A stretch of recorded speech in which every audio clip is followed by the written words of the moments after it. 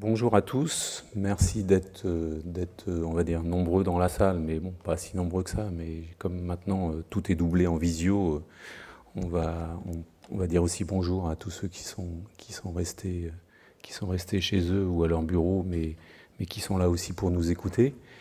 Je suis donc Michel Bodonovic, je suis le président de la commission répression exercice illégal. On a aujourd'hui plein d'intervenants de qualité, donc on a mon confrère et ami Jean-Marie, qui est président de la commission du tableau.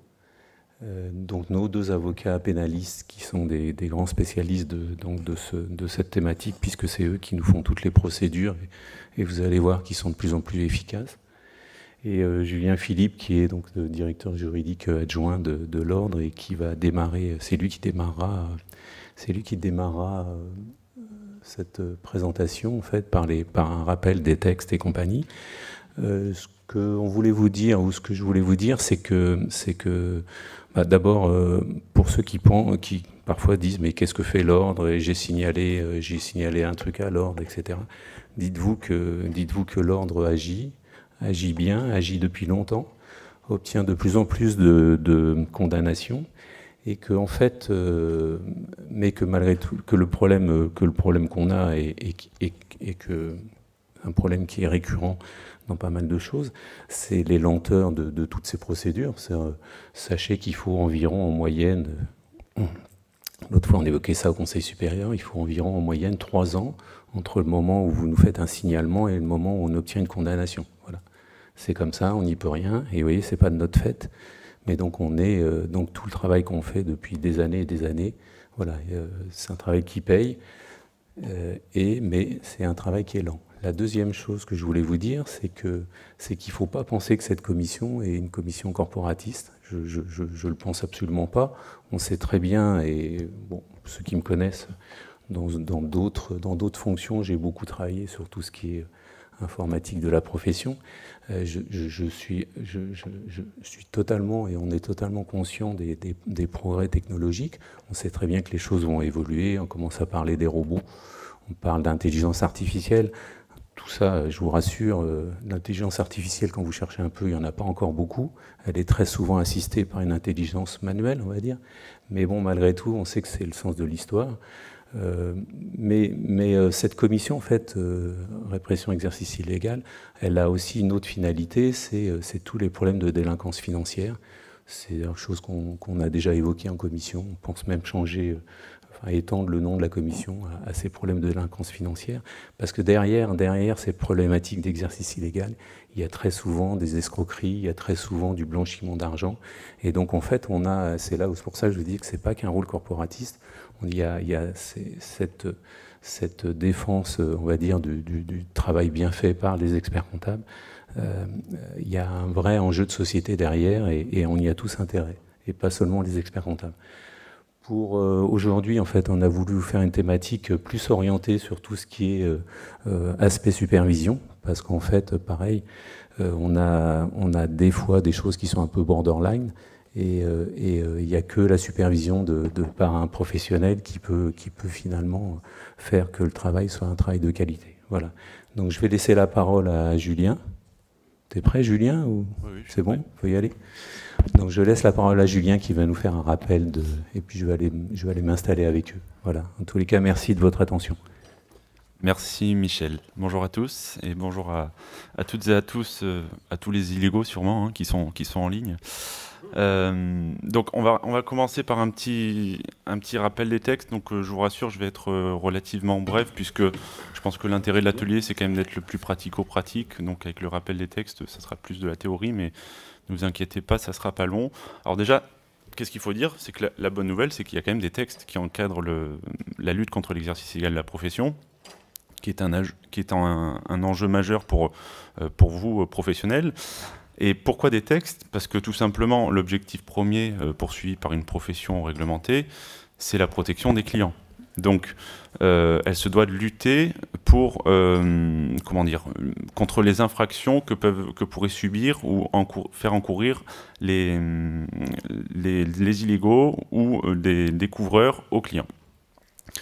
Alors, on va commencer par donner une définition de l'exercice illégal de la profession. 3 composantes majeures, avec, dans un premier temps, l'élément légal, avec les textes et la jurisprudence, puis un élément matériel, et enfin un élément intentionnel. Alors, ce qu'il faut retenir, vous avez les textes à l'écran, c'est que l'exercice illégal de la profession, ainsi que l'usage abusif du titre, constitue un délit pénalement répréhensible. C'est encadré par le Code pénal, le cas 133-17. Mais au-delà des sanctions et de tout l'aspect pénal, il faut aussi avoir à l'esprit, parce que vous me direz, nous, en tant qu'inscrit à l'ordre, en quoi on est concerné par ce délit si on est inscrit au tableau. Il y a aussi un aspect sanction devant la CRD qui est de plus en plus fréquent, avec tout un tas de procédures disciplinaires qui voient le jour ces dernières années et qui ont vocation à venir sanctionner les couvreurs, comme on les appelle, hein, les complices d'exercice illégal de la profession. Alors une petite parenthèse, la procédure disciplinaire et la procédure pénale sont totalement indépendantes, hein. On a ce qu'on appelle un découplage des procédures. Pour autant, le juge disciplinaire, donc, qui est un magistrat près la Cour d'appel de Paris, n'est pas tenu de surseoir à statuer, hein, en attendant une décision pénale. Pour autant, les éléments que constitue l'enquête pénale sont le support nécessaire à sa décision. Donc, dans la pratique, on attend d'avoir une décision pénale définitive pour engager. Quand je dis engager, c'est l'ordre, hein, qui porte plainte contre ces couvreurs, et les sanctions peuvent être très lourdes. Je reviendrai rapidement dessus sur l'aspect disciplinaire. Alors, un petit point aussi quand même sur les infractions. Michel, tu en parlais, hein. Ce qu'on observe, c'est que les manifestations de l'exercice illégal sont tentaculaires, et le délit entraîne la commission d'infractions vraiment multiples. Donc je ne vais pas toutes les citer, Michel en parlait, mais ça peut être blanchiment d'argent, fraude fiscale, fraude auprès des organismes sociaux, présentation de bilan inexact. Vous voyez, c'est vraiment énorme, et donc l'enjeu est vraiment majeur, comme je vous indiquais. Alors l'article majeur pour la définition de l'exercice illégal, c'est l'article 20 de l'ordonnance, dont je vous laisse prendre connaissance. 4 conditions cumulatives. La première, c'est avoir accompli des travaux comptables. Alors les travaux comptables, lesquels sont-ils? C'est ceux de l'article 2 de l'ordonnance, hein. Les missions dites cœur de métier, ceux de la prérogative. Pour être tout à fait juste, oui, on parle de prérogative, je sais que ça fait sourire, et pas de monopole. La prérogative, c'est une réserve d'activité au sens du droit européen. Alors, la distinction terminologique, elle peut paraître anodine, mais elle prend tout son sens lorsqu'on sait que l'Europe surveille de près les prérogatives d'exercice, avec la libre circulation des personnes, des capitaux et des prestations de services. Les restrictions à la libre concurrence sont surveillées de près. Pour autant, si elles sont justifiées, proportionnées, cela ne pose pas problème. Donc pour l'instant, on est protégé, mais peut-être que dans les années futures, ça changera. Mais bon, je pense que c'est pas le débat aujourd'hui. La deuxième condition, c'est sans être inscrit à l'ordre, évidemment. Donc peu importe l'expérience ou les compétences de la personne qui va effectuer les actes de comptabilité, les diplômes, ou voire même si cette personne a été inscrite par le passé à l'ordre. À partir du moment où elle ne l'est pas, elle n'est pas considérée comme un expert comptable. Le critère d'habitude, alors l'habitude, elle est caractérisée dès la deuxième prestation de comptabilité, tout simplement, et même pour un client unique, hein. Donc peu importe, je dirais, il n'est pas nécessaire que les travaux étaient établis au profit de personnes différentes. Et enfin, je termine par la 4e condition, en son nom propre et sous sa responsabilité. Là, on revient aux critères d'indépendance et peut-être à l'absence de subordination. Donc il y a tout un faisceau d'indices, je dirais, qui servent à caractériser cette indépendance. La responsabilité des travaux effectués, qui est propre à l'illégal, l'utilisation de moyens propres avec des logiciels perso. Donc ça, c'est vraiment tout un faisceau qui sera observé par le juge. Je vous propose de passer au slide suivant avec la jurisprudence. Donc, je ne vais pas peut-être m'attarder sur toutes les différentes jurisprudences, en tout cas elles sont constantes en la matière. Je pense que Vanessa et Bernard reviendront dessus. Ce qu'il faut retenir, c'est que toute opération d'imputation constitue un acte comptable, peu importe le support pour passer les actes comptables. On va voir sur le slide suivant que même la saisie comptable informatique, la tenue de comptabilité relève bien des prérogatives d'exercice des experts comptables. Et enfin, il est parfaitement, je dirais, indifférent à la qualification du délit que l'activité comptable litigieuse ait été certifiée. Vous le voyez, c'est le deuxième tiré, vous n'avez pas donné lieu à une certification. Là-dessus, on considérera que l'exercice illégal est clairement établi. Slide suivant, s'il vous plaît. Merci. Donc voilà, on revient aux 4 critères. Sur l'élément matériel, on revient aux 4 critères qu'on a vus précédemment. Mais tout ça, bien entendu, c'est vérifié dans le cadre d'enquête pénale. Alors comment ? Avec des déclarations concordantes des clients qui ont subi, disons, la mauvaise expérience, en ayant confié leur comptabilité à un illégal, et d'autre part, tout en ignorant que la qualité, ou disons le fait que cette personne ne soit pas inscrite au tableau de l'ordre. Par ailleurs, il y a évidemment les déclarations du gérant de la société qui se prétend diplômé.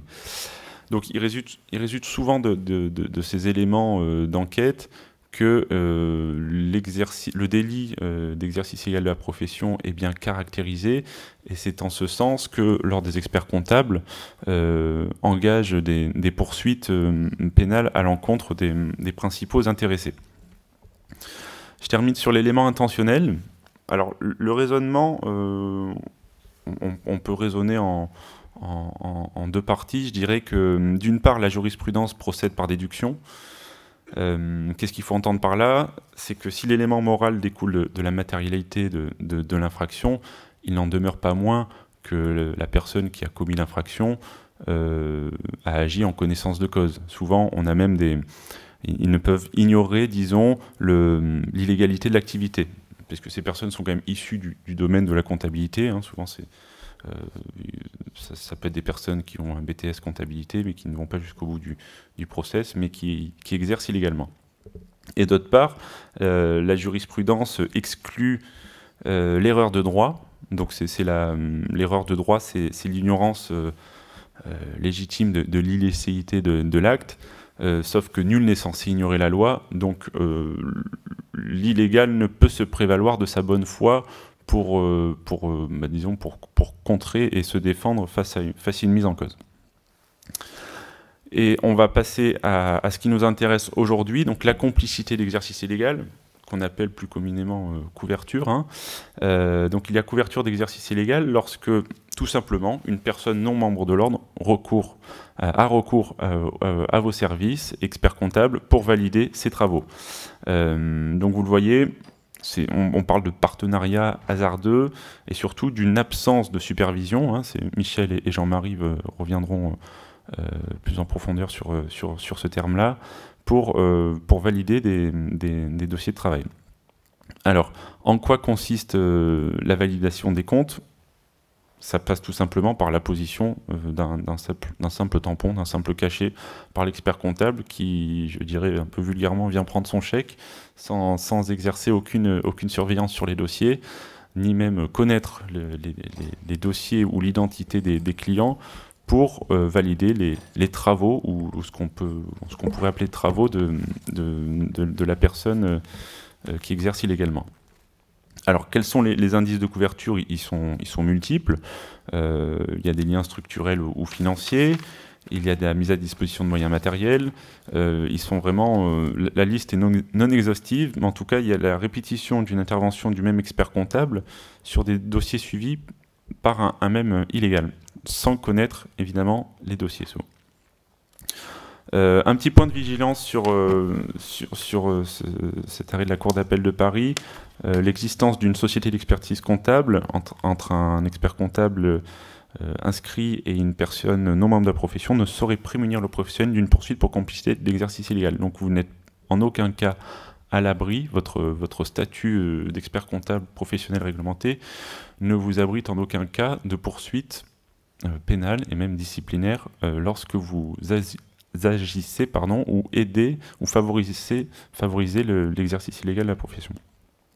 Alors qu'est-ce qu'il faut retenir, je terminerai par là, c'est que la complicité elle est pénalement répréhensible, donc soyez particulièrement vigilants.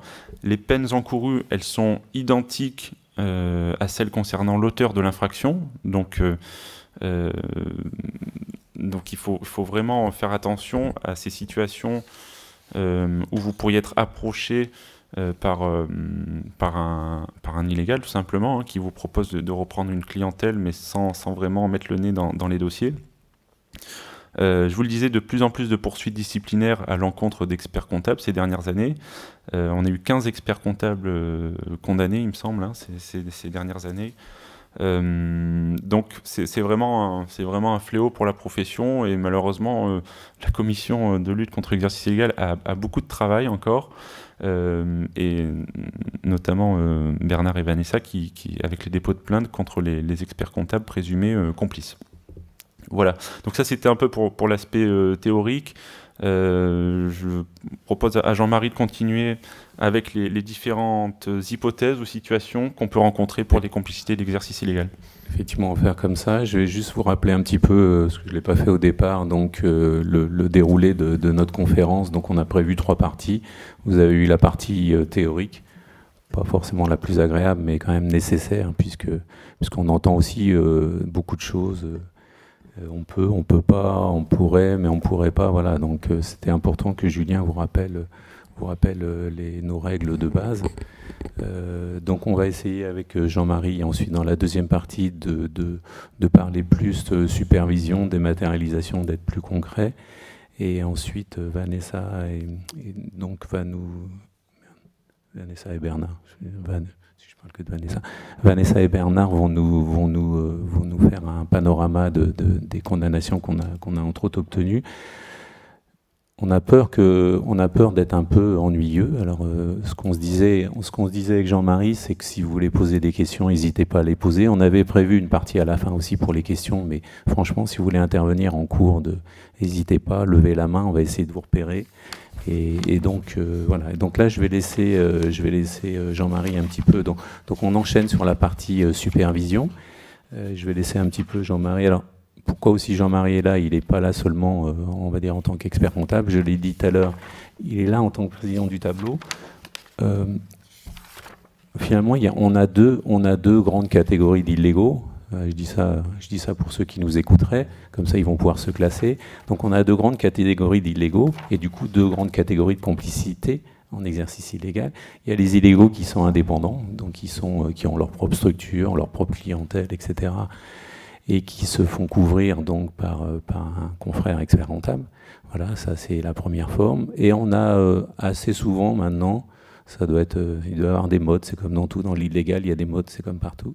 On a maintenant assez souvent des illégaux qui s'associent avec des experts comptables dans des structures tout à fait, on va dire, légales, au niveau au moins de la forme. Et donc c'est pour ça que Jean-Marie est là aussi en tant que président du tableau, et il a été aussi président de la commission exercice illégal, donc il connaît bien la problématique. Et donc on essaye de croiser nos sources. Donc sachez que si vous voulez inscrire une société à l'ordre des experts comptables, votre dossier sera regardé de très près. Surtout si vous associez avec des gens qui sont déjà peu recommandables au départ. Voilà. Donc faites attention à ce que vous faites. En plus, ça va nous faire moins de travail après. Jean-Marie, je te laisse enchaîner sur un petit peu les aspects.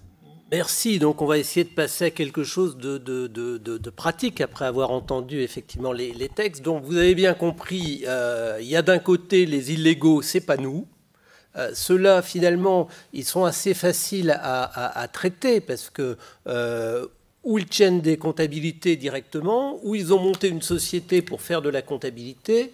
Donc ceux-là, quand on arrive à les repérer, et souvent c'est vous qui les repérez, et c'est vous qui nous indiquez que vous avez récupéré un dossier qui était tenu par quelqu'un qui n'est pas expert comptable, donc effectivement la machine se met en branle, et on arrive à les convoquer, on arrive... Alors parfois de bonne foi, ce sont des gens qui ne savaient pas, qui n'avaient pas le droit de le faire, on en a, donc on leur explique. Parfois de mauvaise foi, dans ce cas-là, effectivement, on va dans des procédures judiciaires et des procédures pénales. Donc le problème des illégaux par eux-mêmes, ils ne nous posent pas trop de problèmes, on sait comment les traiter. Mais les illégaux sont quand même des petits malins. Donc ils ont compris que gérer les dossiers de comptabilité tout seul et directement, ils s'exposaient à des gros soucis. Et donc aujourd'hui, ils se sont dit on va essayer de trouver des solutions. Donc les solutions qui ont été trouvées par ces gens-là, c'est de dire de deux choses l'une, où je fais tout un certain travail et je dis qu'il y a quand même un expert comptable qui revoit les dossiers, donc qui va valider, qui va mettre son tampon, et donc on rentre dans une phase, ce qu'on appelle de sous-traitance. Donc ça c'est le premier point. Ou le deuxième point, c'est de dire, comme aujourd'hui, il est permis de faire des sociétés d'expertise comptable avec des associés qui ne sont pas experts comptables, ce qui n'était pas le cas il y a quelques années, enfin ce qui n'était pas le cas quand moi j'ai commencé. Aujourd'hui, c'est possible.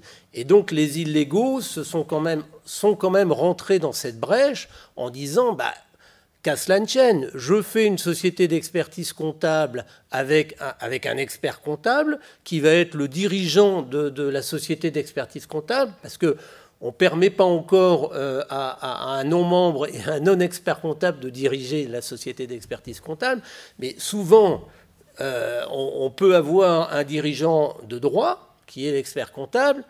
Nous, ce qu'on aime savoir, c'est est-ce que le dirigeant de droit est également le dirigeant de fait. Si c'est le cas, dans la plupart de nos sociétés d'expertise comptable, ça ne pose pas de problème. Si ce n'est pas le cas, effectivement, là, on part vers une couverture d'expertise comptable. Alors, pour nous, experts comptables, c'est quand même compliqué, parce qu'aujourd'hui, on sait qu'on a tous des problèmes de recrutement, ça c'est un fait. Donc, une solution d'avoir des gens qui disent « moi je suis auto-entrepreneur et je peux peut-être travailler pour vous, j'ai des compétences de comptabilité », quelque part, même un expert comptable de bonne foi, et on pense que vous tous qui êtes ici êtes de bonne foi, ça peut être de se dire pourquoi pas, c'est peut-être une solution pour pallier à un manque de collaborateurs. Donc, est-ce que j'ai le droit d'aller là-dedans ou est-ce que je n'ai pas le droit d'y aller? Donc aujourd'hui, le but, ça va être de dire, si vous y allez pour une raison X ou Y, qu'est-ce qu'il faut que vous fassiez? Comment il faut articuler les choses pour que vous n'ayez pas de problème derrière. Nous, ce qu'on veut, c'est qu'il n'y ait pas des experts comptables incriminés dans des dossiers. Voyez, le deuxième cas, c'est le cas des sociétés d'expertise comptable, donc fait avec des experts comptables et des associés non experts comptables. Dans ce cas-là, c'est pareil, c'est pas interdit. Donc demain, moi, quelqu'un vient me voir, me dit « tiens, je veux m'associer » ou on a un collaborateur dans notre cabinet et on a envie de le garder. On peut avoir envie d'associer des non-membres de l'ordre, des non-experts comptables. C'est pas illicite. Ce qui va être illicite, c'est après, c'est la façon dont le dossier ou dont la société d'expertise comptable est gérée derrière. Si elle est gérée comme une vraie société d'expertise comptable, il n'y aura rien à dire. Si on sent que derrière tout ça n'est qu'une façade et qu'en réalité ce n'est que de la couverture, là, même pour vous protéger, vous, heureusement qu'on fait ce travail. Parce que souvent, il va y avoir à un moment donné une tuile, il va y avoir un problème de blanchiment, il va y avoir un problème de dépôt de bilan, il va y avoir un problème de détournement de fonds. Et là, à partir de ce moment-là, la justice met son nez dedans. Et à partir de ce moment-là, le responsable du dossier, c'est qui? c'est vous. Même si vous n'avez plus la majorité en capital, parce qu'aujourd'hui, on peut aussi être expert comptable d'une société d'expertise comptable et être minoritaire en capital. Alors, pas en droit de vote, mais en capital. Alors, moi, je veux bien, mais je veux dire, le capital, c'est quand même aussi le nerf de la guerre. Donc, quand on voit un dossier où l'expert comptable a 5 ou 10% du capital et 67% des droits de vote, excusez-moi, moi, ça m'interpelle. Je me dis comment un confrère, normalement constitué, peut accepter une telle solution. S'il l'accepte, c'est qu'il y a quelque chose à expliquer derrière. Vous voyez, c'est un petit peu ça. Donc, le but aujourd'hui de cet atelier, il va être non pas de vous empêcher de faire les choses, parce que à la limite, c'est juridiquement permis. Donc, on a juridiquement le droit de le faire. Ça va être de dire, faites-le dans des bonnes conditions, dans les conditions qui sont logiques et acceptables. Dans ce cas-là, il n'y aura pas de problème pour personne. Si vous vous apercevez que les conditions que vous vouliez mettre en place, vous n'arrivez pas à les mettre en place, dans ce cas-là, il va falloir arrêter très vite. Vous voyez ? Je vais confirmer ce que dit Jean-Marie.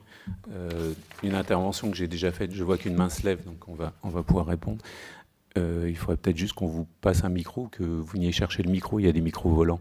Il y a des micros dans la salle sur des fils.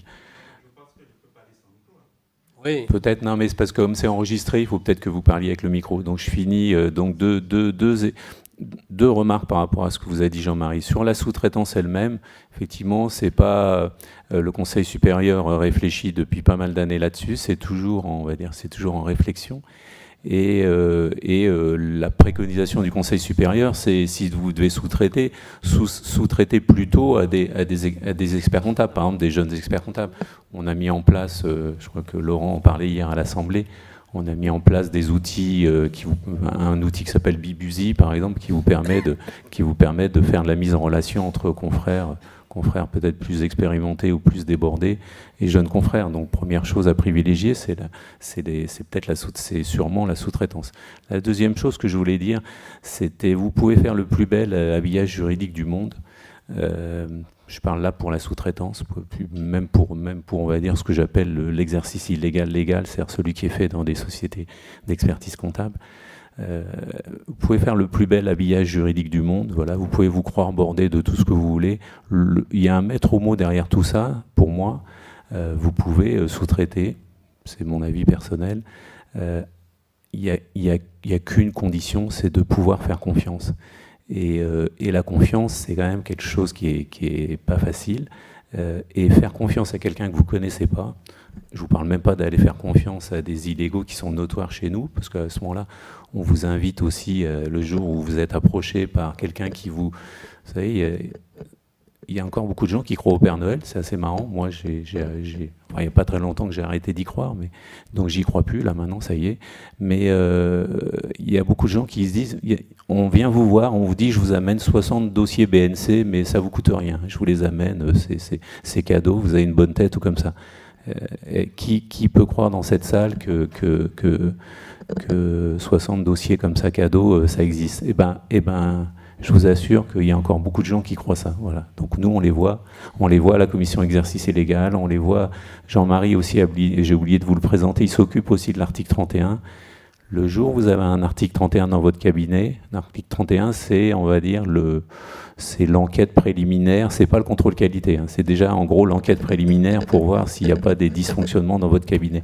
Donc dites-vous déjà que le jour où vous avez un article 31 dans votre cabinet, c'est peut-être que vous êtes déjà dans le collimateur de l'ordre, et là, si jamais vous aviez fait une petite erreur au départ, là ça commence déjà à sentir le roussi. Voilà. Donc Jean-Marie, tu voulais dire ? Oui, je voulais dire qu'effectivement, Michel a raison. Quelqu'un arrive en vous disant « j'ai 60 dossiers, j'ai besoin de... Je veux bien faire la comptabilité de base, mais il faut que ce soit sous-traité, j'ai besoin de vous. » Alors, généralement, ça peut être tentant. Ça peut être surtout tentant ou pour des jeunes experts comptables qui s'installent, qui disent « moi j'ai besoin de travailler, donc finalement, ça peut être une source de revenus. » voire aussi pour des experts comptables peut-être en fin de carrière, qui ont peut-être moins de clients et qui se disent ça peut être aussi une source de revenus. Alors c'est vrai que si c'est uniquement pour un besoin de source de revenus, Michel a raison, et essayer dans ce cas-là de travailler en sous-traitance avec un autre expert comptable. Mais si vous devez travailler avec quelqu'un qui n'est pas expert comptable en sous-traitance, d'abord au niveau de la forme, les lettres de mission, ça doit être vous qui signez les lettres de mission avec le client. Le client, vous devez le connaître. Il n'est pas question de dire on m'amène 60 dossiers, je regarde dans la forme si ça tient la route et je mets mon coup de tampon et je valide. Parce que vous ne savez pas ce qu'il y a derrière. Vous voyez, c'est ça le gros problème. Donc ça, c'est important. C'est important également, si vous faites de la sous-traitance avec une personne, la personne va vous amener 10 dossiers en sous-traitance. Vous allez dire, ces 10 dossiers, je vais les contrôler, je vais vraiment faire mon boulot. Et je pense que parmi vous, il y en a plein qui disent, moi, je vais avoir les contacts avec le client, il va me signer la lettre de mission, les honoraires, c'est moi qui vais les toucher. On va faire de l'interactif en toute bonne foi, Jean-Marie, il a raison, vous allez vraiment, et vous allez faire votre travail. Et vous allez faire votre travail, on le croit, ça. Vous allez toucher les honoraires, donc c'est vous qui allez rétrocéder. Sauf Jean-Marie qui a 30 dossiers à côté. Il a 30 dossiers à côté, le brave. Il vous en a apporté 10, mais il en a 30 à côté qui fait sans rien dire à personne. Et puis là, les 30 à côté, bah, je sais pas, c'est peut-être un peu moins des... Nous avons l'adjoint de notre commissaire de gouvernement qui est là, et je disais souvent qu'il nous aide beaucoup sur ces enquêtes. Bah, là, les dossiers qui sont à côté sont un peu peut-être moins clean que ceux qu'il vous a apportés, parce qu'il s'est dit, bon, l'expert comptable, là, il a l'air sérieux, celui-là, je ne vais pas lui amener mes dossiers les plus pourris. Nous, on vous dit ça d'expérience. Qu'est-ce qui va se passer? C'est que le jour où il y aura un gros problème sur un de ces dossiers, je ne parle pas des dossiers que vous regardez, vous allez me dire, moi, je fais en toute bonne foi, j'ai fait le job et tout ça. Sauf que le jour où il y a un problème, une grosse escroquerie, un gros problème de blanchiment, ce jour-là, il dira, mais moi, monsieur le commissaire, mais moi, je travaille avec un expert comptable. Donc, vous voyez, ça peut être très, très désagréable. Alors, vous voyez, c'est pour ça que je vous ai... Le maître mot au départ, c'est la confiance avec des gens qu'on connaît. Vous ne le connaissiez pas, voilà, je ne vois pas comment... Et puis, de toute façon, voilà, pour ma conclusion sur, en tous les cas, les illégaux, c'est que les gens qui acceptent pour leur propre activité de faire une activité illégale, ça me paraît difficile de leur faire confiance. Et donc, voilà, j'ai bouclé sur l'aspect confiance. Donc déjà, ça, sur la sous-traitance, si vous ne connaissez pas parfaitement le sous-traitant depuis X années, je vous conseille d'éviter, et ce n'est pas un problème juridique, c'est un problème de bon sens. Jean-Marie, deuxième exemple que je voulais prendre pour corroborer ce que tu disais, et puis on a parlé des vieux experts comptables, donc nous on est des vieux experts comptables, Jean-Marie? Ah oui, merde, ça... c'est pas cool. Donc nous on est des vieux experts comptables, et j'ai vu, il n'y a pas si longtemps que ça, là, il y a quelques mois, une consoeur qui avait, là je vous donne l'exemple, c'était... J'étais rapporteur en chambre de discipline, donc je ne donne pas de nom, mais une consoeur qui est convoquée pour passer en discipline, c'est jamais agréable. Je discute un peu, puisque présentez-vous, machin, mais vous avez combien de pourcents dans le capital? Demandez à la consoeur combien elle a de pourcents dans le capital. Et elle commence à me dire, je ne sais pas, je crois que j'ai 4 ou 5. Ouais, déjà, je ne sais pas, mais ça fait peur, quoi. Et puis elle était assistée par un avocat. J'ai rien contre les avocats, puisqu'il y en a 2 qu'on aime beaucoup en plus, donc j'ai rien contre les avocats. Elle était assistée par un avocat. Et moi qui suis un peu taquin, là, je dis, mais maître, vous n'êtes pas dans le capital de la société quand même. Et le gars, vous savez ce qu'il me répond? L'avocat, c'est extraordinaire, il me dit, bah si, bien sûr. Ah ouais, d'accord. Donc, alors la petite histoire, c'est qu'en fait, c'était un cabinet qui était spécialisé dans les missions liées au social. Et dans le capital, il y avait 4 avocats à hauteur de 81% et une consoeur expert comptable, pas toute jeune, vous voyez, et qui en gros se faisait un complément de revenu comme ça. C'est triste. Je trouve que c'est triste que, voilà, passé un certain âge, les gens, ils ont été clean pendant 30 ans, 40 ans, et voilà. Pour des problèmes souvent de faiblesse ou autre, mais bon, soyez vigilants parce que je trouve ça très triste. Voilà. On a même eu des confrères plus tout jeunes, mais enfin comme nous, ou peut-être un petit peu plus vieux, avoir peur physiquement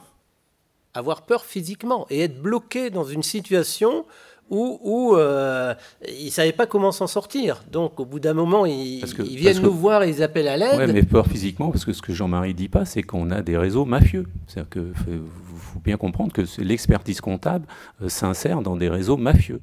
Dans des réseaux mafieux qui sont souvent... donc, sans être, c'est pas péjoratif, mais qui sont souvent liés à certaines communautés, etc.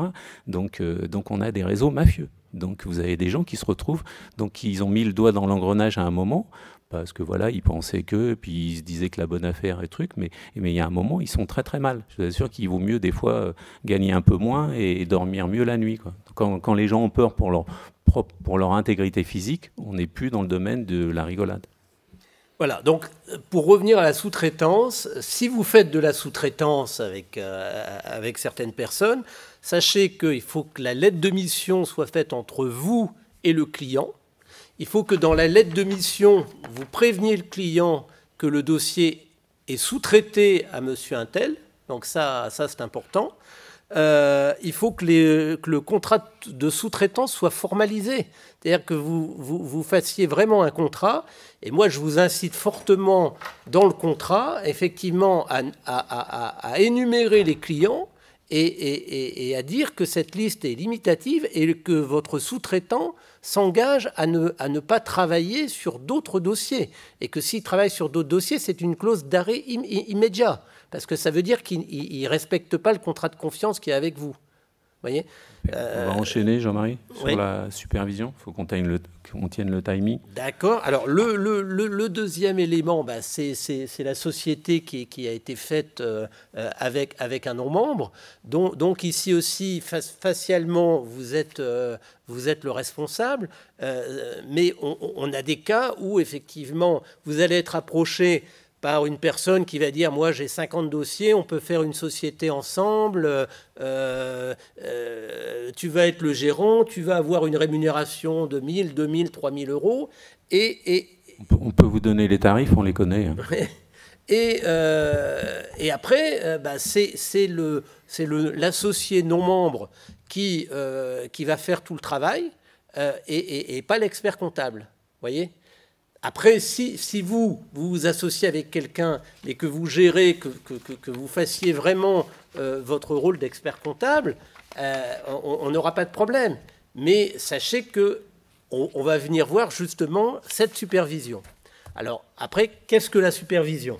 Donc Jean-Marie, ouais, c'était à toi de le faire. C'était à moi de le faire. Non, mais ça fait rien. Donc on va dire la supervision, on va le faire tous les deux. La supervision, en fait, déjà, c'est normé. Vous avez dans le slide, oui. Vous avez remis le rappel de la norme, donc la supervision, c'est quelque chose qui est normé.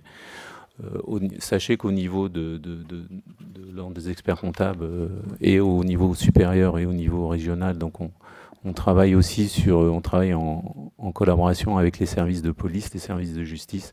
Donc on a travaillé il n'y a pas très longtemps et on va finaliser ça. On va mettre à disposition des services de police un certain nombre de choses que doit faire un expert comptable. Alors évidemment, ça vous ferait rigoler, vous, parce que vous êtes expert comptable, donc vous savez ce qu'il faut faire et vous le faites bien. Mais bon, imaginez que vous êtes en face d'un inspecteur, un officier de police, comment on dit, officier de OPJ, officier de police judiciaire. Lui, il connaît pas forcément votre métier. C'est même pire s'il le connaît pas, parce que s'il a déjà des a priori sur le fait que vous soyez mêlé à un trafic, etc. Et donc c'est pas très bon pour vous. Mais donc on essaye de mettre au point des choses pour qu'il puisse savoir ce que doit faire un expert comptable. Donc il y a une norme. Je vous invite à, je vais pas revenir et je vais pas vous expliquer ce que c'est que la supervision, mais il y a une norme qui existe.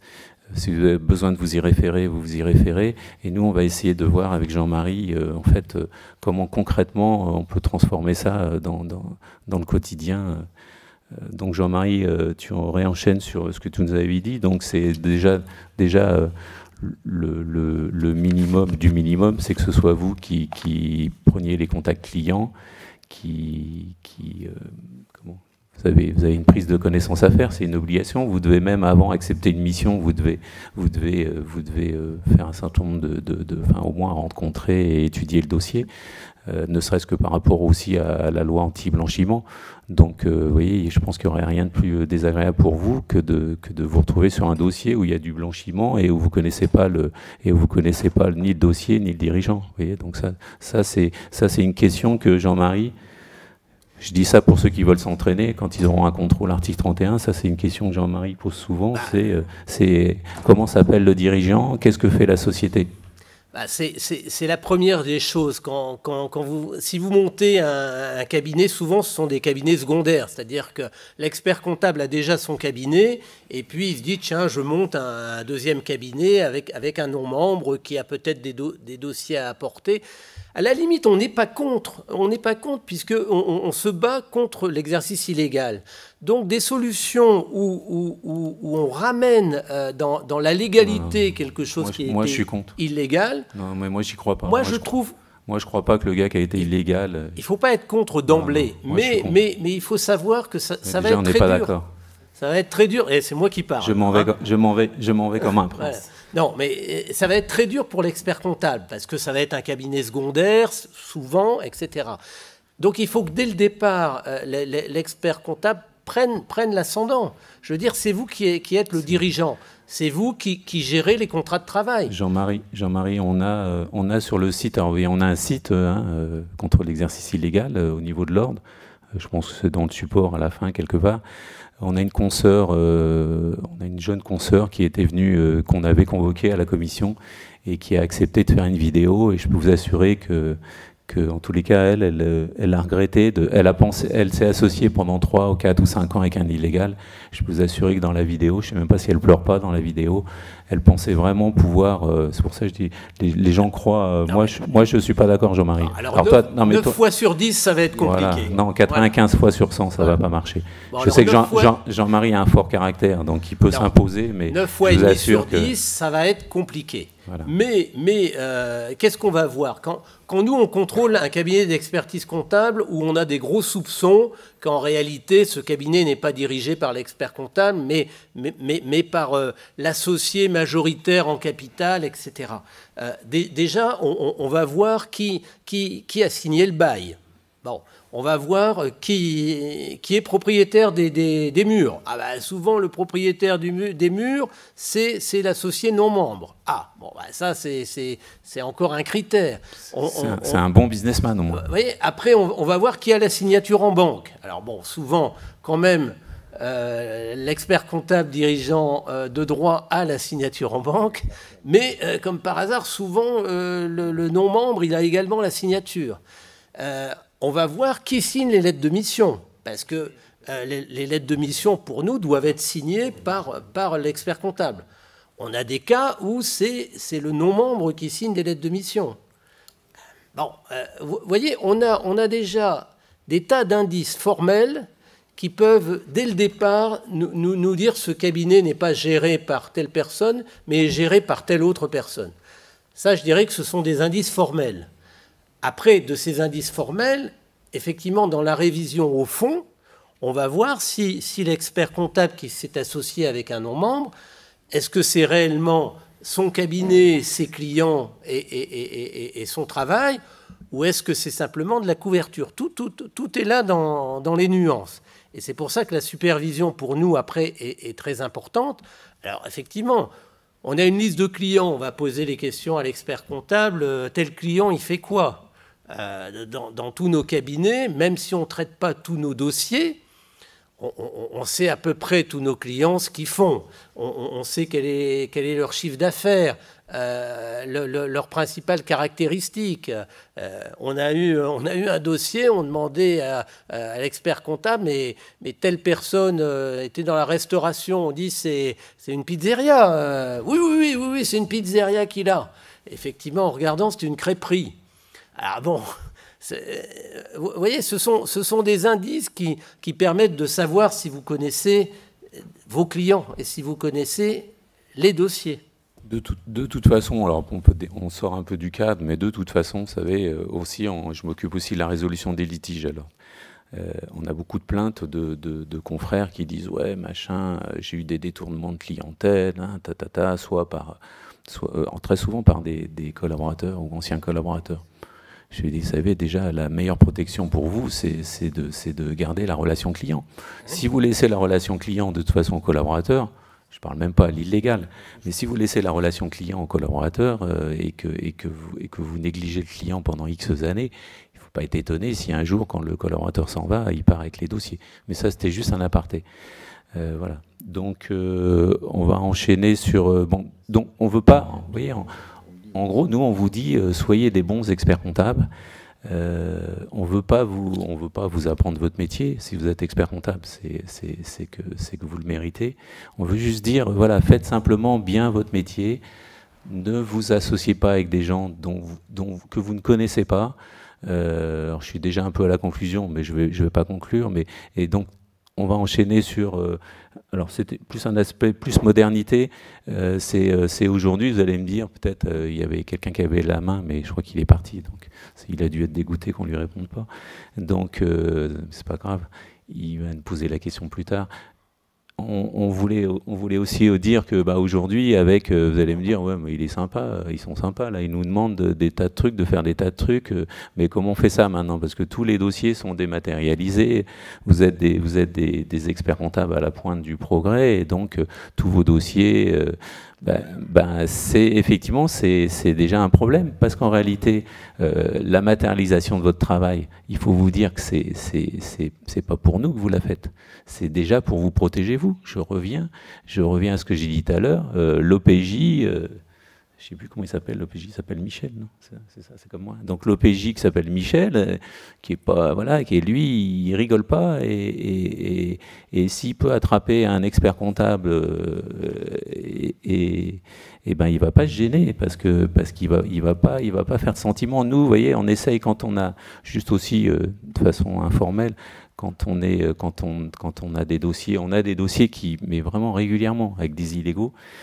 et assez souvent avec des noms de confrères qui sont cités. Moi, systématiquement, sachez-le, je souhaite qu'on convoque l'expert comptable, parce que j'ai pas du tout envie qu'on porte plainte directement sans avoir entendu l'expert comptable. Alors, voilà, dites-vous, mais dites-vous que c'est une chance. Parce que si on pourrait, il y a des cas, on pourrait très très bien porter plainte directement. Donc moi, j'aime bien qu'il y ait un peu de contradictoire, et j'aime bien entendre le confrère. Mais vous savez, moi je veux bien qu'on soit confraternel, etc. Mais des fois, il y a des confrères qui sont durs à défendre. Donc, et je vous dis, si en plus de ça, vous avez... Donc je reviens sur je diverge un peu, mais je reviens sur la dématérialisation. Même si vous me dites, chez moi, tout est organisé, tout est ouais, ça me fait penser à un autre exemple. On va rester un peu dans le concret. On a un jeune confrère qui a été approché par un réseau qui est connu. Donc c'est un réseau d'illégaux, entre guillemets, c'est une espèce de franchise, etc. Et il est arrivé à la commission, je peux vous assurer, il avait la banane au début de l'entrevue. Il est arrivé... Oh, mais moi, j'ai pas de problème, tout est regardez, j'ai mes contrats, des contrats géniaux, hein, des contrats juridiques, moi, faits par des très bons avocats, il n'y a aucun problème. Je reviens à ce que je vous ai dit tout à l'heure. Juridiquement, vous êtes bordé. C'est super. Regardez, vous avez été approché par un illégal, et à la limite, il est sympa, c'est même lui qui a payé l'avocat. Donc vous avez un contrat, il est génial, ce contrat. Sauf que quand j'ai commencé à lui dire, mais vous avez combien de dossiers, confrère? Il avait, alors je crois qu'il avait lui 500 dossiers, il en avait récupéré, je sais pas, 100 ou 200 de l'illégal, et il était parti pour en récupérer 1000. J'ai dit, confrère, et vous êtes combien d'experts comptables? Je suis seul expert comptable. J'ai dit, mais confrère, c'est simple. Vous voyez, moi je fais pas du juridique, je fais du concret. Vous croyez vraiment que vous allez pouvoir, vous voulez me faire... Je vais faire autrement, je vais être un peu plus méchant. Vous voulez vraiment me faire croire à moi que vous allez superviser les 1500 dossiers? Vous voulez vraiment me dire ça? Alors je rigole doucement, quoi. Là, je rigole doucement. Donc je lui ai dit, vous savez ce qui va se passer, confrère. Ce qui va se passer, c'est que dans les 1500 dossiers ou dans les 1000 dossiers, il n'y en a qu'un qui va être pourri. Vous voyez. Et comment il va être pourri? Et la dématérialisation favorise les choses. Comment il va être pourri? Il va être pourri parce que le gars va l'injecter. Il va l'injecter dans le circuit, vous n'allez même pas le voir. Vous n'allez pas me dire tous les matins, vous regardez la liste des nouveaux dossiers créés, etc. Donc il va injecter un truc dans le circuit, il va avoir touché une enveloppe au black d'un mec qui va lui dire j'ai besoin d'infos au bilan pour faire ceci ou cela. Et je reviens à mon fameux Michel OPJ. Quand vous allez être devant Michel l'OPJ, il va dire « Mais monsieur l'expert comptable, c'est marqué quoi en bas? C'est bien votre nom, c'est bien votre cabinet, c'est vous le dirigeant. Donc c'est vous le responsable. » Parce que derrière, il y a eu une grosse escroquerie avec ce fameux dossier. Voilà. Et fait, alors là, je parle même pas je parle pas d'un illégal, je parle même fait par un de vos collaborateurs. Alors on va dire que celui-là, c'est comme on a beaucoup de collaborateurs aux universités, je vais dire que c'est un collaborateur illégal. Les autres étant des collaborateurs parfaits. Mais donc voilà, ce que je voulais vous dire, c'est quand on vous dit qu'il faut superviser et quand on vous demande de matérialiser votre supervision, et on sait que c'est pas facile, avec aujourd'hui, je redis, avec la dématérialisation des dossiers, c'est pas facile. Malgré tout, c'est pas facile, mais on a des outils qui permettent de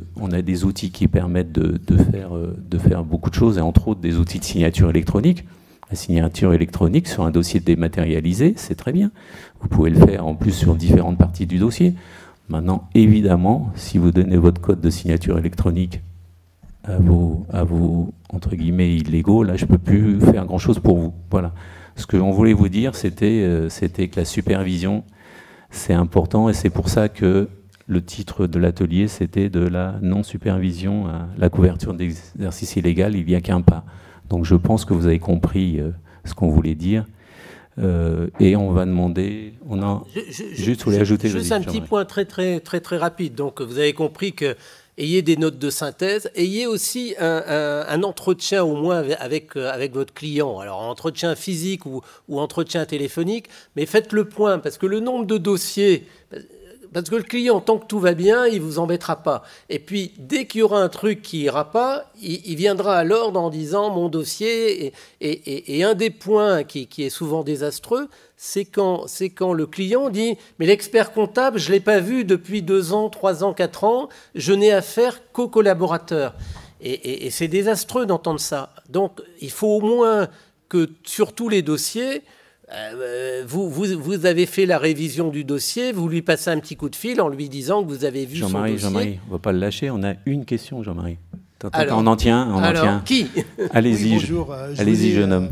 Alors, j'ai parfaitement compris en fait ce que vous avez expliqué. L'expert comptable, en fait, il doit bien évidemment faire son travail de supervision. Moi, la question que je me pose, c'est les contrôles qualité diligentés par l'ordre.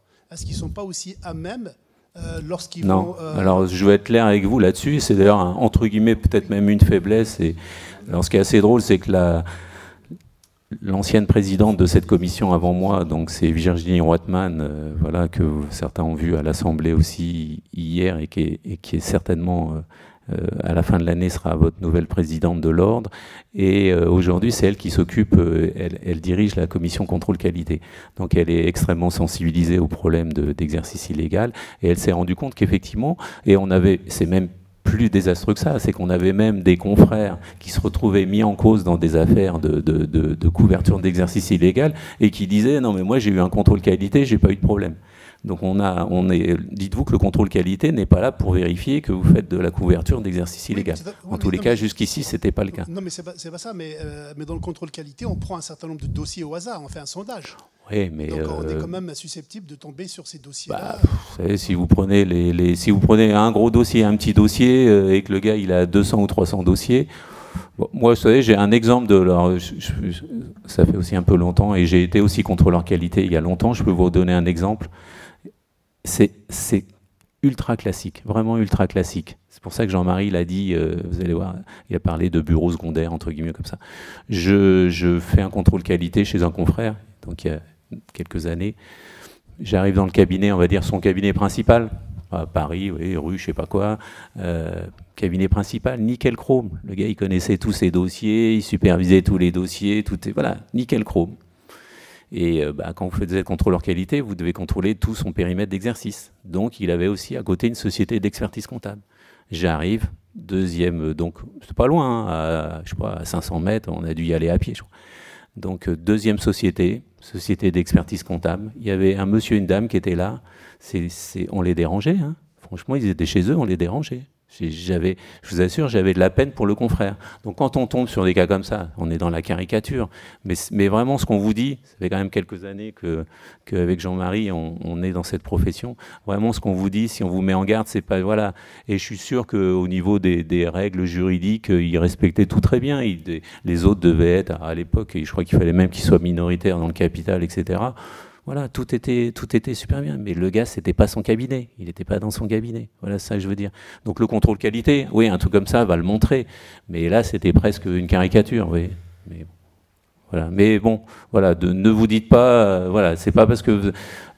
Alors je vais faire à l'envers, je vais être négatif. Ne vous dites pas que c'est pas parce que vous avez eu un contrôle qualité machin que vous êtes tranquille et que vous allez pouvoir continuer.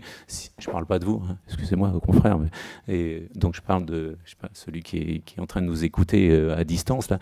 Et ils se disent bah, j'ai eu mon contrôle qualité, je suis peinard, je vais pouvoir continuer ma petite tambouille dans mon coin. Non, c'est pas pour ça. Parce que de toute façon, vous savez, je redis le fond.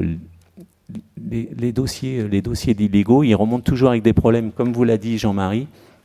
Ils viennent quand à un moment le client se plaint. Je suis persuadé qu'on a des illégaux. Je sais pas, moi, je pense qu'il y a des illégaux, ils bougent pas une oreille et ils font un travail de super qualité. Ils font peut-être même un meilleur travail que certains experts comptables. Et je devrais pas dire ça dans des yeux, mais je suis sûr qu'il y a des illégaux qui font extrêmement bien les choses parce qu'ils ont peur et eux ils font pas de vagues. Et le jour où il y a un problème sur un dossier, ils font surtout pour qu'il n'y ait pas de vagues. Mais la plupart du temps, les dossiers qui nous reviennent, c'est parce qu'il y a eu un signalement, qu'il y a eu un problème. C'est évident. Vous croyez qu'un client il va faire cadeau, que ce soit illégal, pas illégal, et encore moins à l'expert comptable, vous croyez qu'il va vous faire un cadeau le jour où il y a un problème? Il va vous faire aucun cadeau. Et ce jour-là, je vous dis vraiment d'expérience, si j'essaye d'être convaincant, voilà, c'est de ne pas être sur le juridique ou comme ça, mais vraiment d'expérience. Mais en plus de ça, comptez pas sur l'illégal pour vous arranger les affaires. Hein. Il va pas dire oui, je reconnais, l'expert comptable savait pas, c'est moi qui ai tout fait, c'est ma faute, c'est ma très grande faute. Ça marche pas comme ça, hein, Bernard. Ce qui va arriver, c'est que l'illégal va dire non, mais moi je suis pas diplômé, hein, moi je suis un petit comptable machin, mais le méchant c'est lui là-bas, là, c'est celui qui roule en Mercedes et machin, grâce d'ailleurs à l'argent que je lui donne tous les mois. Donc lui, il va pas se gêner, hein, il va pas vous faire de cadeau l'illégal. Donc jeune homme, attendez, un micro.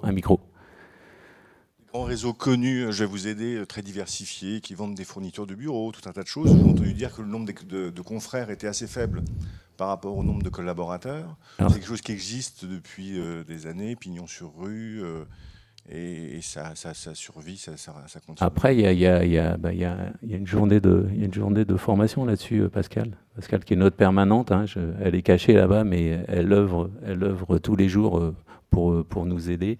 Donc Pascal, il y a une journée qui est prévue par le Conseil Sup où effectivement ils ont fait tout un travail aussi parce qu'on peut se poser plein de questions. Hein, c'est pas si évident que ça. Il y a les problèmes de franchise, il y a les problèmes des groupes de sociétés, il y a les problèmes des vous savez maintenant il y a des fois des sociétés de mise en commun de choses entre artisans, entre machins. Donc il y a plein de cas possibles et différents. Là on essaye de vous parler de nos cas classiques, etc. Donc je vous garantis pas que... Vas-y Jean-Marie. Il y a Monsieur Hamel qui veut... Monsieur Hamel va intervenir. Oui, Monsieur Hamel est le commissaire du gouvernement qui nous assiste à la commission du tableau et commission de l'exercice illégal. Alors j'aime bien Monsieur Hamel parce qu'en commission avec nous, il sait tout sur vous en fait déjà. Enfin, au moins fiscalement, hein. Il sait tout sur vous. Donc, quand vous arrivez à l'ordre et que vous dites c'est bon, ils n'ont rien vu du tout à l'ordre là. Alors après, souvent on a des illégaux, ils se disent oh putain, mais apparemment ils savaient tout sur moi, quoi. Je dis ça quand ils sont sortis en général. Voilà. Ah, j'ai pas fini avec mon histoire de mon gars que je lui ai fait tellement peur. Là, je parlais du confrère qui avait 1000 ou 1500 clients, enfin potentiellement. Je crois que dans les 8 jours après, il a envoyé une lettre de dénonciation du contrat à son fameux réseau d'illégal, parce que je crois qu'il a compris qu'on n'était pas là contre lui, mais qu'on était là confraternellement pour lui éviter des gros problèmes dans le futur. Voilà. Monsieur Hamel, excusez-moi. Oui, bonjour à tous et à toutes. Donc, je connais beaucoup d'informations, mais je ne connais pas toutes les informations de tout le monde ici présent. Ne soyez pas trop inquiets. Parmi les incidents de parcours qui ont été évoqués dans la relation entre vous, l'illégal, et un de vos clients, il y a l'incident fiscal. C'est une possibilité. C'est une possibilité qui est assez fréquente. Et sachez qu'effectivement, les incidents fiscaux me remontent. Donc c'est un moyen pour moi de détection. Et nous avons un partenariat très dynamique, très actif avec l'ordre pour lutter contre l'exercice illégal. Donc toutes ces informations qui m'arrivent, qui me parviennent, je parle pour l'Île-de-France, c'est ma région, évidemment, donc elles sont transmises par le commissaire à l'ordre et nous collaborons de manière... Je rappelais, parce que M. Hamel, vous étiez à un autre atelier avant, donc je rappelais avant que vous arriviez qu'on avait décidé de renommer la commission, de l'appeler donc répression contre l'exercice illégal et la délinquance financière, parce qu'on est vraiment là au cœur d'un... Et là, je pense que l'administration fiscale, vous comprendrez bien que la délinquance financière, elle y est quelque peu sensibilisée. Et donc, on est en pleine harmonie, en plein accord avec lui et ses services. Et on travaille activement sur tout ça. Voilà, donc tous ces sujets se recoupent. Et immanquablement, à un moment donné, effectivement, vous aurez, pour les personnes concernées, vous aurez à vous expliquer. Le parcours, moi, que je suis de près, est en 3 étapes. Il y a ce qui a été dit tout à l'heure, je reprends juste rapidement. Les illégaux sont parfois convoqués au titre de la prévention devant la commission d'inscription au tableau, puisque c'est là qu'il y a une phase de détection. Il y a la phase de lutte avec des auditions lors des commissions de la commission exercice illégal, et puis il y a la phase de sanction au-delà du pénal. Donc il y a la phase de sanction déontologique pour les experts comptables qui sont soupçonnés de complicité. En chambre de discipline et où le commissaire du gouvernement siège aussi. Quand vous arrivez en chambre de discipline, vous avez vu, on a l'air méchant, mais finalement on n'est pas méchant. Vous voyez, honnêtement, on est vraiment là, nous, dans la prévention. Quand vous arrivez en chambre de discipline, par contre, là, c'est pas bon.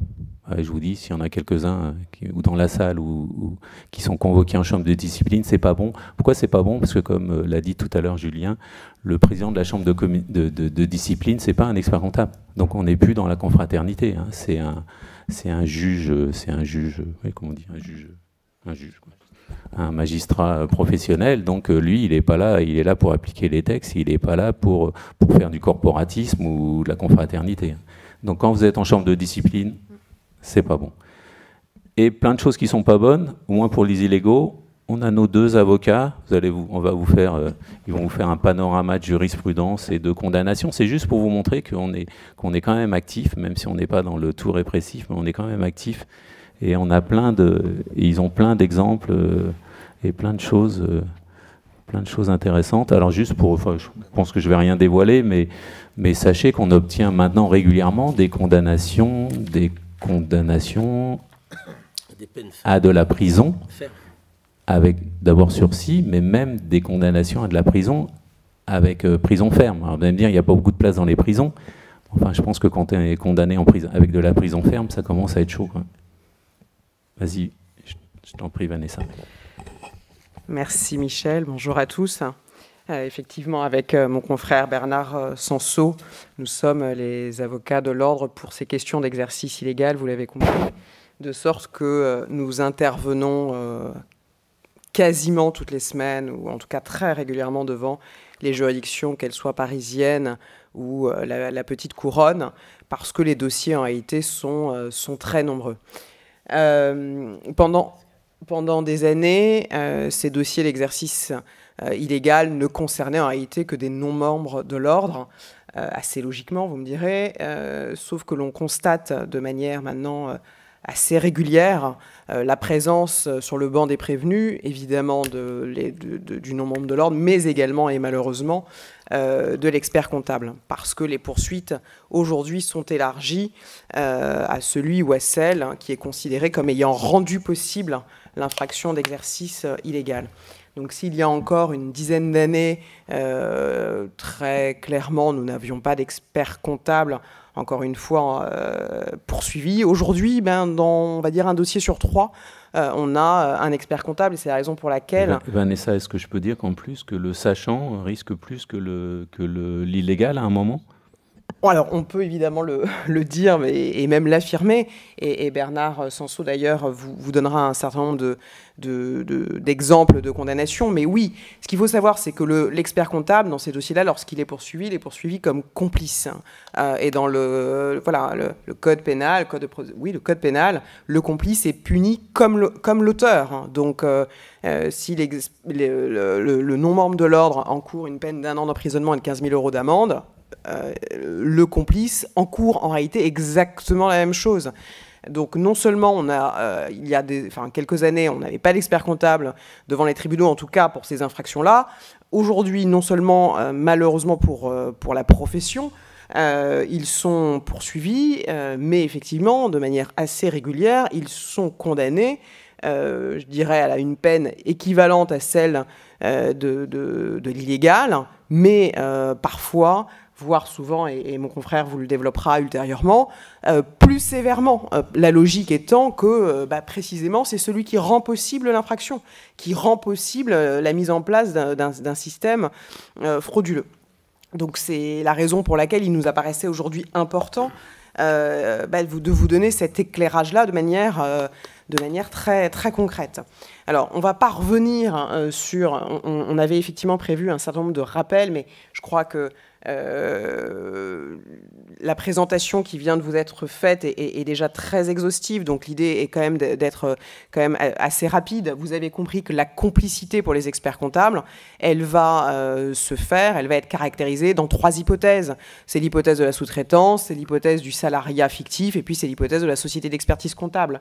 Donc la sous-traitance, je n'y reviens pas parce que Jean-Marie Tumerel a été assez exhaustif sur ce point, mais si on pouvait résumer en 2 phrases la situation qui va conduire à la condamnation d'experts comptables, c'est souvent des situations dans lesquelles c'est l'illégal qui vient chercher l'expert comptable. Et déjà, cette logique-là va alerter, va interpeller l'enquêteur et, in fine, le juge. Pourquoi ?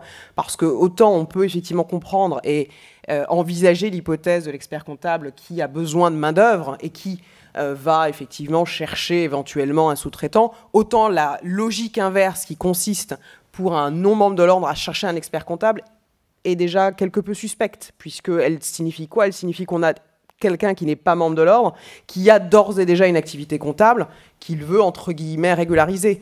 Et la régularisation, en réalité, elle est souvent de façade. Et pour être pratico-pratique, pour ceux qui rêveraient encore ou qui croyaient encore au Père Noël, c'est sa clientèle à l'illégal.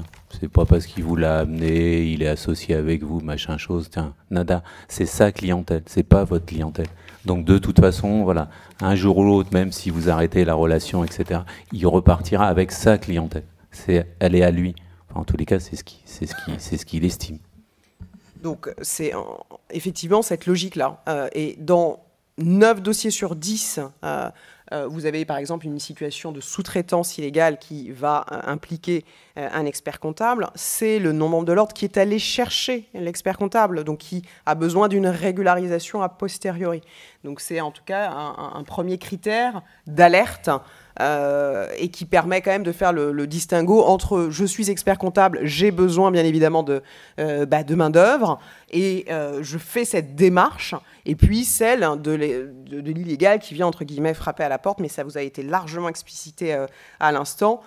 C'est évidemment suspect. Vous verrez, on vous a produit une décision relativement récente du 14 septembre 2018 de condamnation de l'expert comptable qui a été considéré comme en complicité. Pourquoi ? Parce que, vous avez l'attendu qui est reproduit, il a prêté, donc l'expert comptable, son concours à Y en acceptant en toute connaissance de cause de lui sous-traiter fictivement une partie de sa clientèle moyennant rétribution, alors qu'il savait que ce dernier n'était pas inscrit au tableau de l'ordre et exploiterait sa clientèle personnelle en lui confiant son tampon ordinal.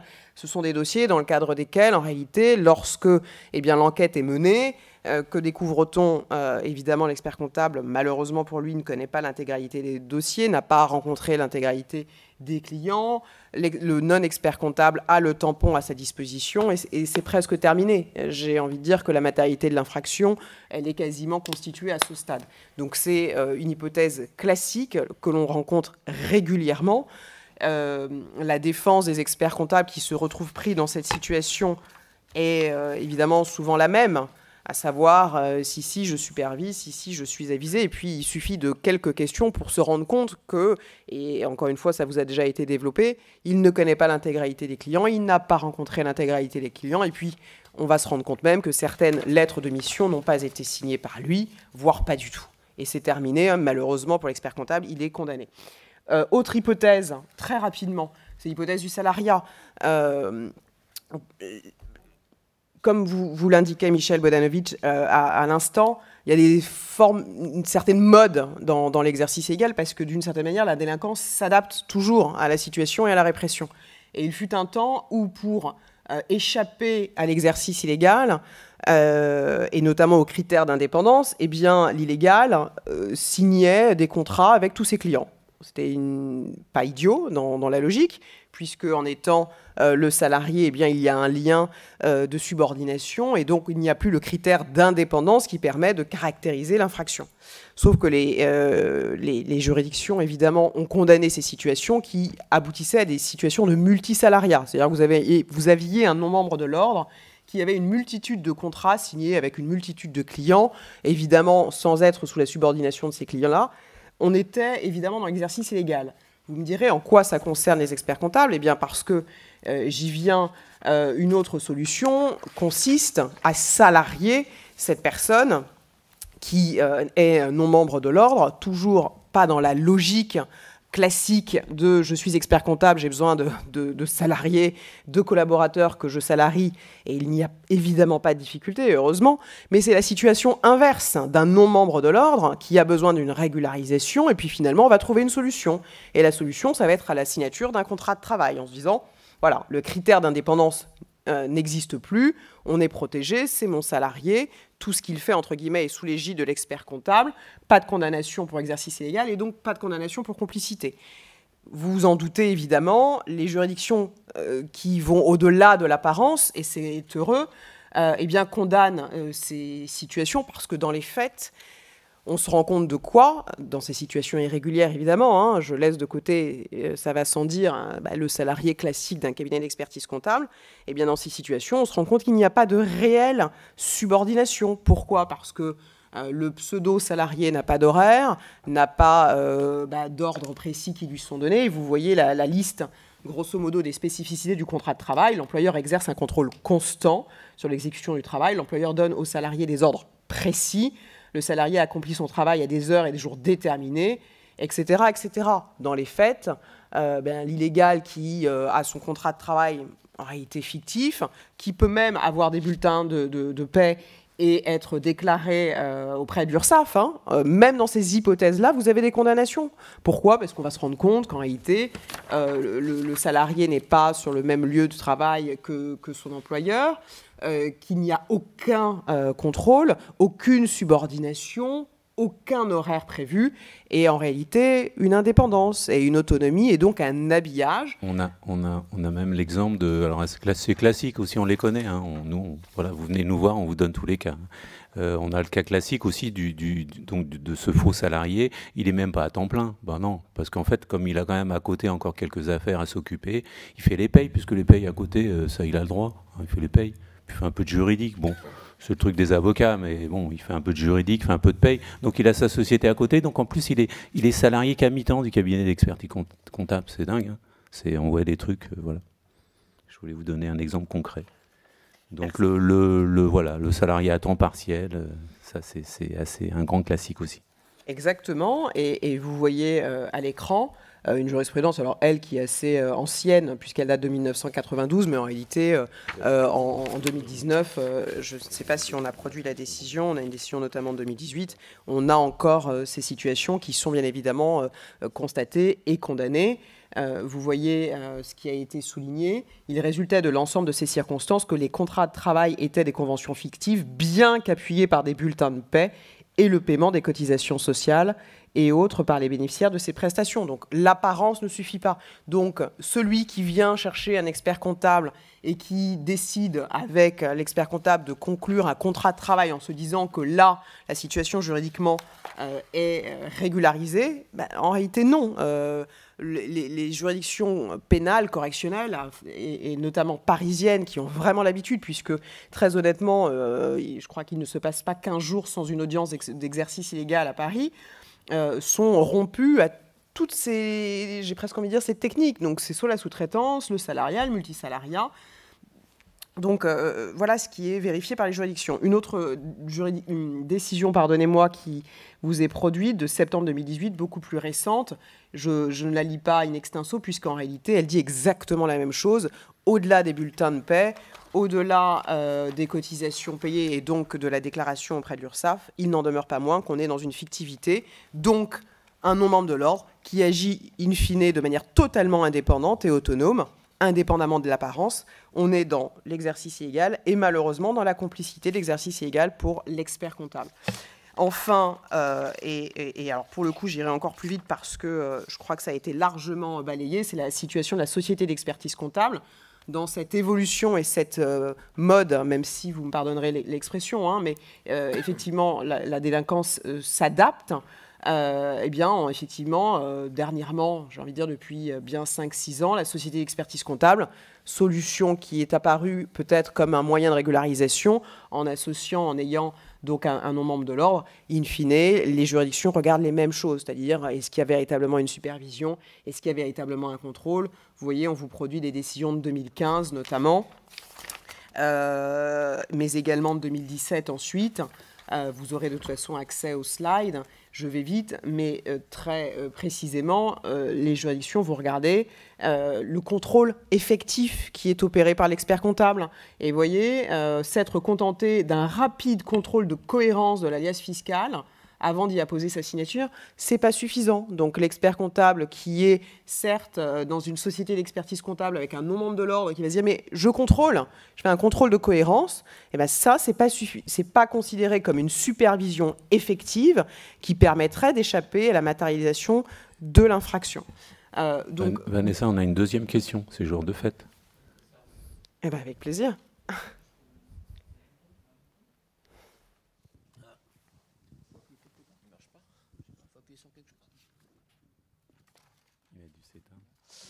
Oui, deuxième question, ça s'arrose.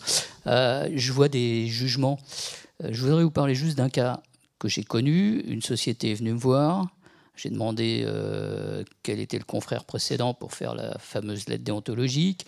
Il s'avère que c'était un illégal. J'ai fait tout ce qu'il fallait.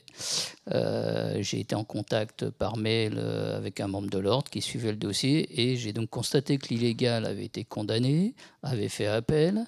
Après, il s'était pourvu en cassation et tout ceci ça s'est arrêté simplement parce que l'illégal était décédé. Mais pendant tout ce temps, il a continué à travailler. Je vois bien les arrêts, les condamnations, mais dans la pratique. Cher confrère, je vous ai dit tout à l'heure que déjà la moyenne des procédures, c'était 3 ans et que moi, malheureusement, je trouve, mais là, c'est mon avis personnel, que la plus grande injustice, je l'ai écrit l'autre jour à nos avocats, que la plus grande injustice en France, c'est la lenteur de la justice. Je suis désolé, mais il va falloir qu'on mette des moyens sur la justice. C'est pas normal voilà, parce qu'en fait, ça protège qui? Ça protège effectivement les escrocs ou les puissants. Le puissant, il peut attendre, il peut payer, il peut attendre. Voilà. Mais ça, malheureusement, c'est pas du fait de l'ordre. J'accepte votre remarque, je la trouve. Alors j'ai envie de dire que bon, pour l'illégal, peut-être que la fin est pas très bonne quand même, mais enfin comme c'est normalement notre fin à tous, finalement, bon, il n'a pas eu un traitement de défaveur.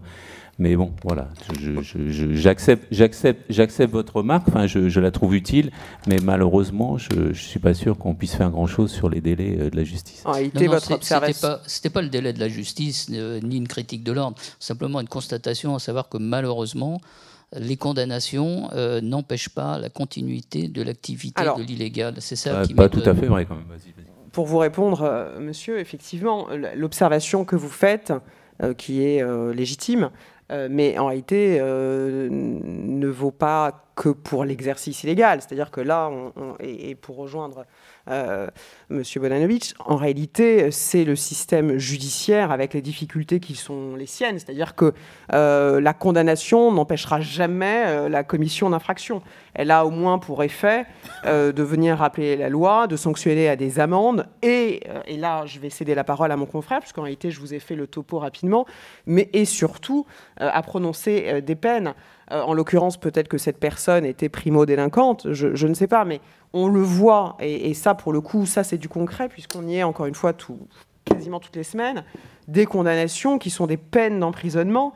Alors, c'est vrai que lorsque vous commettez une infraction, vous n'avez pas immédiatement une peine d'emprisonnement ferme. C'est peut-être d'ailleurs heureux d'une certaine manière quand même, mais les multirécidivistes, et il y en a en matière d'exercice illégal, c'est le moins qu'on puisse dire, finissent avec, et très rapidement quand même, c'est-à-dire qu'au bout de la deuxième, ça passe déjà beaucoup moins bien, avec des condamnations fermes, qui vont certes être peut-être aménagées, mais encore une fois, le travail est fait, c'est-à-dire que le constat de l'infraction, la condamnation est véritablement des peines fermes, et l'expert comptable, malheureusement, se retrouve pris dans ce cycle-là, et donc dans cette parce que nous, on ne plaint aussi. pas l'illégal, hein, quelque part. Nous, ce qui nous inquiète, c'est nos confrères.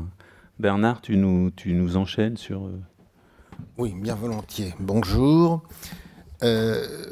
Jusqu'à maintenant, c'était l'ordre qui parlait aux experts comptables, et on est dans le domaine de la prévention.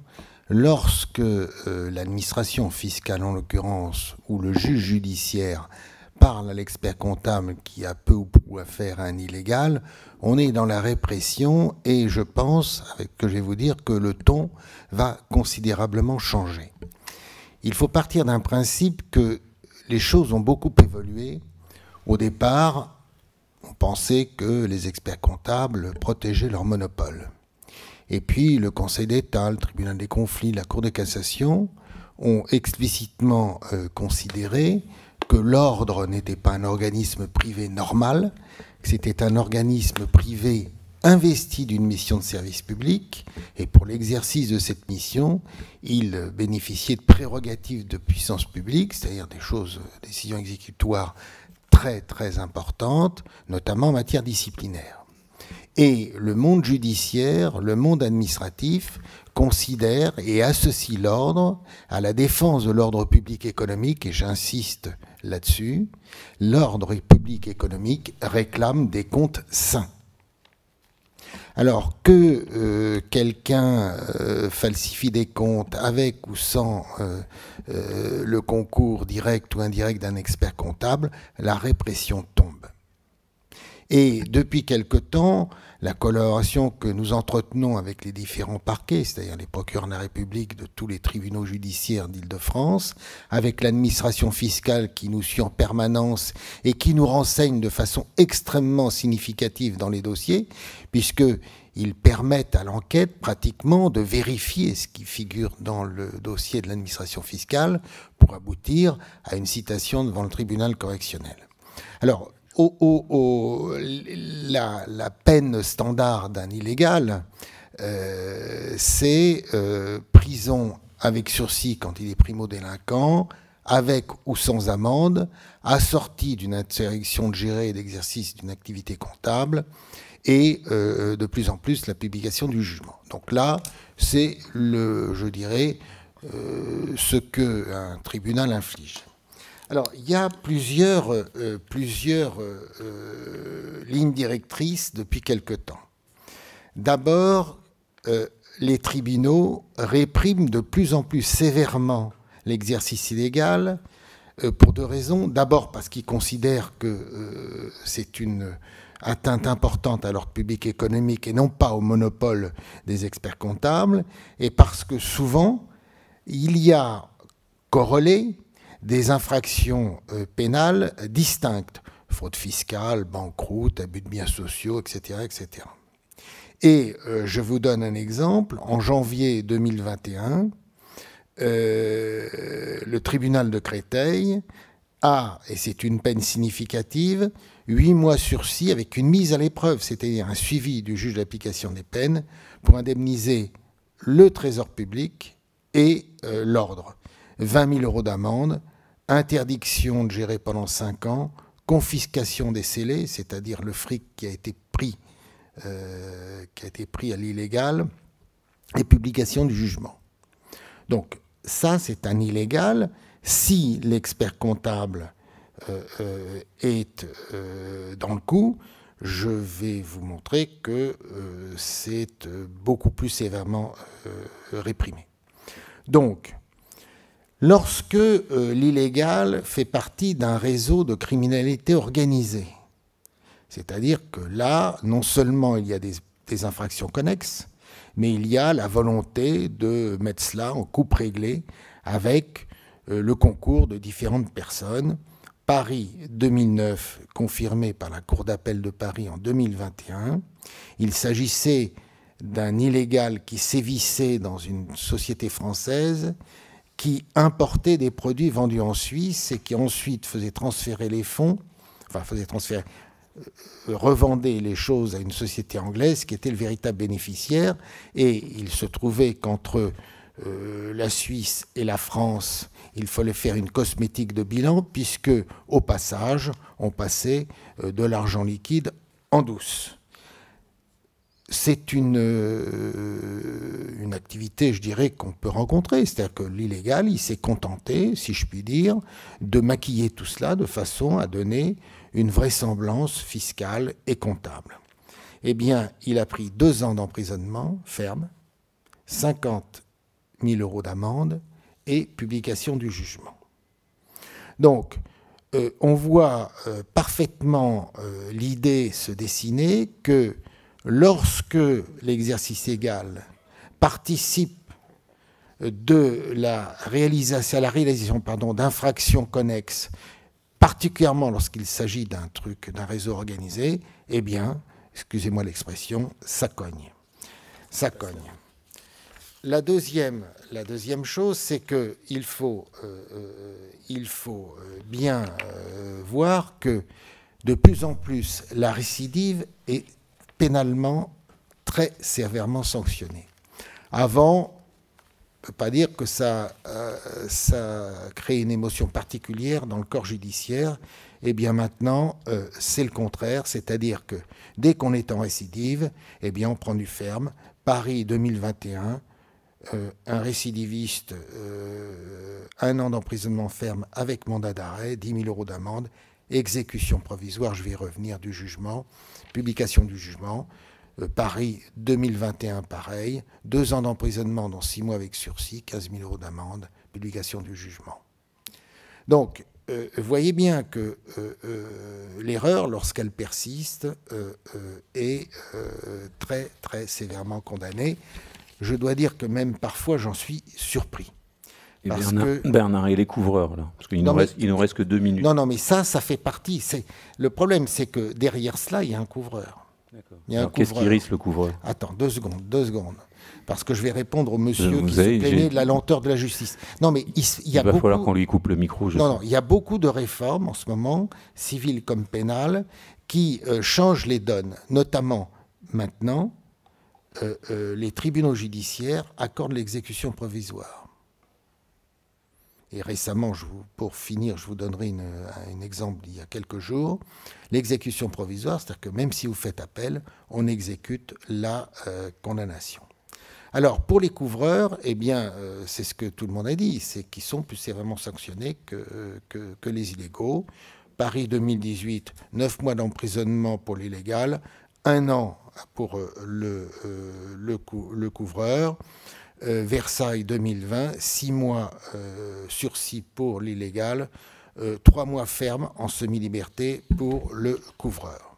Alors je vous disais que l'exécution provisoire est un signe qui montre que les tribunaux veulent maintenant que les peines prononcées, y compris en première instance, et on n'attend pas la cassation ou l'appel, soit exécutoire. Alors, dans ce dernier jugement, l'illégal, qui est un malin, avait compris qu'il était collé au mur, et pendant le temps qui a séparé sa convocation devant le tribunal et le tribunal, il s'est rapproché d'un expert comptable. Un grand classique aussi, là. On a un grand classique. Mais là, c'est important parce que... c'est important que tu le dises, parce qu'effectivement, on a oublié de le dire. Il s'est fait salarier par l'expert comptable. C'est d'ailleurs une des recommandations que l'ordre fait lorsqu'on a des illégaux. Il dit, faites-vous salarier, comme ça vous serez contrôlé. Le problème, c'est que dans ce cas-là, qui aura des suites, c'est qu'il est chef de mission, mais il est salarié à mi-temps. Ce qui est d'ailleurs un peu particulier comme configuration. Et la deuxième particularité de ce dossier, c'est que l'expert comptable, il rachète sa clientèle. Or, cette clientèle étant fondée sur une cause illicite, la vente est nulle de plein droit. Donc, pour vous dire que la notion d'ordre public économique est en train de prendre corps, et l'ordre est associé à la défense de cet ordre public économique. Les tribunaux répriment de plus en plus sévèrement cette infraction, encore plus lorsqu'un expert comptable y participe, et que, monsieur, pour répondre à votre question, les 3 dernières décisions que j'ai eues sont assorties de l'exécution provisoire, c'est-à-dire qu'elles seront appliquées dès le prononcé du délibéré. Donc vous avez vu qu'avec Bernard, c'est la double lame. Nous, on a été un peu gentils à la première lame, mais a priori, là, si vous aviez encore un doute sur les risques que vous prenez en faisant de la couverture ou en embauchant des illégaux ou en récupérant des illégaux dans vos structures, moi, j'ai plus de doute après avoir entendu Bernard. Et du coup, on espère que, voilà, puisque cet atelier est fini, on espère que... Je suis désolé, mais vous pouvez venir nous poser des questions après si vous voulez, mais on ne va pas avoir le temps parce qu'on a dépassé l'heure. On espère que voilà, on a pu vous informer et qu'on a pu surtout vous mettre en garde sur la tentation que certains pourraient avoir. Et faites attention, donc plus particulièrement nos jeunes confrères et nos plus anciens, faites attention. Voilà, il n'y a pas d'argent facile dans ce bas monde. Merci à vous.